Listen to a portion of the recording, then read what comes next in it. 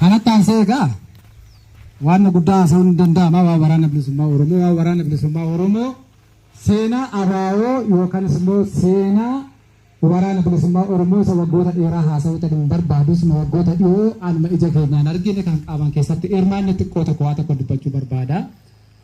Waraanni bilisummaa Oromoo keessattiyyuu waggoota arfan darban keessatti haalonni silaati hin eegamnee fi haalonni silaa hin yaadamne waraana bilisummaa Oromoo mudatee ture. Aggaammee hedduun fira keenyarraas, aggaammee hedduun diina keenyarraas, aggaammee hedduun biyya keessaas, aggaammee hedduun biyya alaarraas waraana bilisummaa Oromoo akkasumas waraana bilisummaa Oromoo callaa miti kaayyoo abaaboo waggoota 50 ol sabboontonni keenya uummanni Oromoo biyya keessa biyya alaa itti dararaman kan baay'ee lubbuutti dhaban kan baay'ee qaama qalbiitti dhaban kaayyoon kun baduudhaaf aggaammee hedduutu aggaamame gubbaa darbee waraanni bilisummaa Oromoo har'a bifa akka kanaatiin giddu galatti afaan nyaaphaa jalatti waraana amma kana ga'u leenjisee bobbaadhaaf qopheessuunsaa injifannoo guddaadha. Kanaaf kaadhimamtoonni har'a guyyaa eebba kanaa geessan milkii gaarii qabdanii baga gammaddan isiniin jedha. Egaa kanatti fufee uummanni har'a iddoo kanatti walitti qabamtan jirtu uummanni kun waan baay'ee dubbachuun barbaadu. Egaa uummanni Oromoo baay'een iddoo kana dhuftan kan kalee dhagaa nutti guurtanis kan kalee dhagaa nu walaa guuraa turtanis har'a waan baay'ee keessa dabarre har'a qaama wal bira geenya ijaan wal agarre kanaaf warri dhagaa nutti guurtanis warri dhagaa nu duraa guuraa turtanis baga nagaadhaan guyyaa har'aa geenya ijaan wal agarre baga gammaddanii baga gammanneen isiniin jedha.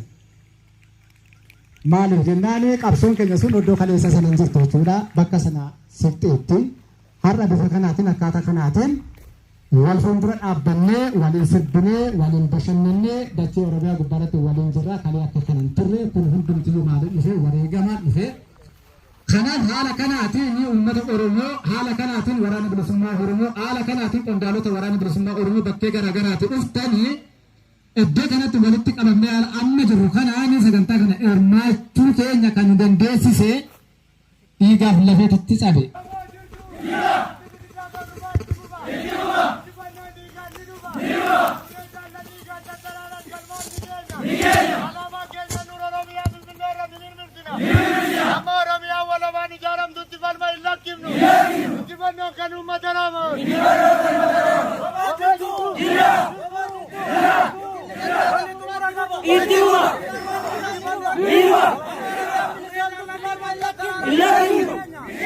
Qabsoon kuni kaayyoon kuni kan uummata Oromooti malee kan murna tokko yookaan immoo kan jarmiyaa tokko miti. Kanaaf yoo waaqallee kadhannu waaq nu bilisoomsi jenna malee waaqi ijoollee kana bilisoomsi hin jedhina. Kanaaf uummanni akkuma isiniin jedhe sana waan nuti qabnu kan keessan nutiyyuu kan keessan. Kanaaf qabsoo kanas dhiibee namni bakka kanaan ga'e qabsoo kanas kunuunsee namni bakka kanaan ga'e isin waan injifannoo waraana bilisummaa Oromoo yeroo dubbannu waraana bilisummaa Oromoo duuba eenyutu jira yoo jedhani uummata Oromootu jira. Waraana bilisummaa Oromoo duuba eenyutu jira? Haadha isaatu jira, abbaa isaatu jira, obboleessa isaa, obboleettii isaatu jira. Waraanni bilisummaa Oromoo kanaaf jabaatu. Waraanni bilisummaa Oromoo harka kennata jedhan kanaaf harka kennachuu dide. Dheebu beeluu jilbeeffata jedhan akkanni dheebatu akkanni beela'u kan dhorke uummata isaati. Kanaaf uummanni Oromoo akkuma warri jubaalan galaana qabsoo kanaati jechuudha isin. Kanaaf qurxummiin galaana keessatti dheebatu galaana keessatti beeloftu galaana keessatti uumamuu taatu. Kanaaf haga uummanni Oromoo jirutti waraanni bilisummaa Oromoo waan ta'u hin jiru jechuudha. Kanaaf injifannoo keenya waliin xumuraatidha jirra. Addatti immoo haalli yeroo keessa jirruu fi haalli bara keessa jirru akka duratti sana kan qalbii fi saffisaan deemnu otoo ta'e kan guulaan deemnu jechuudha. Kan guulaa. Kanaaf waraanni bilisummaa Oromoo gara fuuldura uummanni duuba keessan uummanni gadi baatanii waraana bilisummaa Oromoo waliin waluu qabdan jechuudha. Kanaaf sana yeroo biraa haasofnu. Kanaaf ammallee irra deebi'ee kaadhimamtoonni har'a guyyaa eebba keessanii xumurtanii guyyaa eebbaa geessan baga gammaddanii baga waliin gammanne waraanni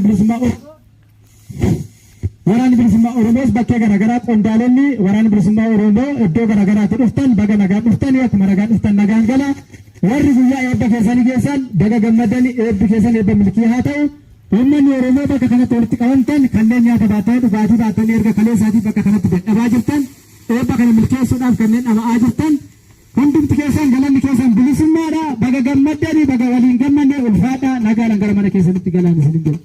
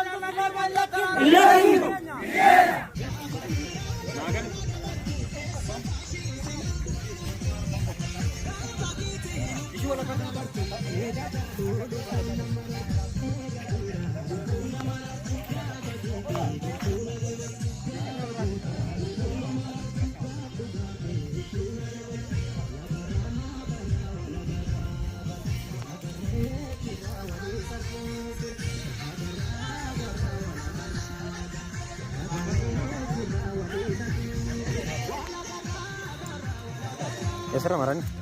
Esra mar.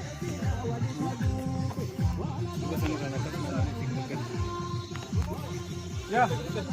Oh. Ano tu? Ano ada bang?